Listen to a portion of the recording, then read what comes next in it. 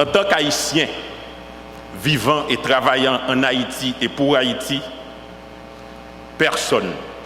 ne saurait rechigner devant ce devoir, celui d'être là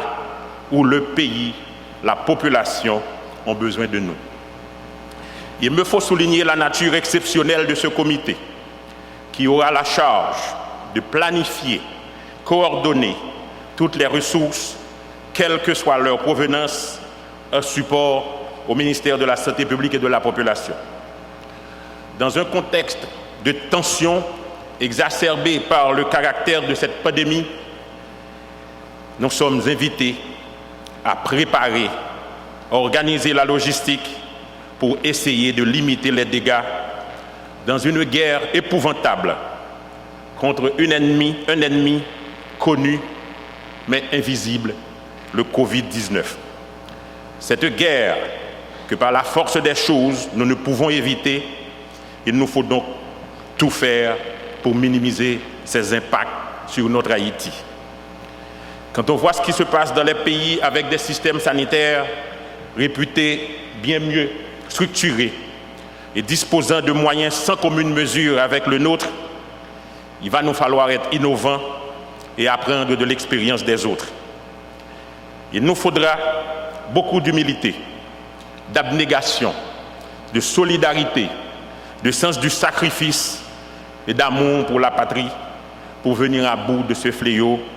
et, comme je l'ai dit, limiter au maximum les dégâts. Je remercie le président de la République, le Premier ministre, la ministre de la Santé publique et de la Population de m'avoir fait confiance pour co-présider cette commission.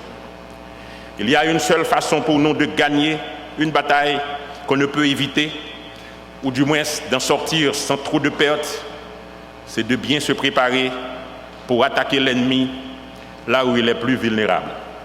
c'est-à-dire en utilisant les armes qui ont marché à travers le monde.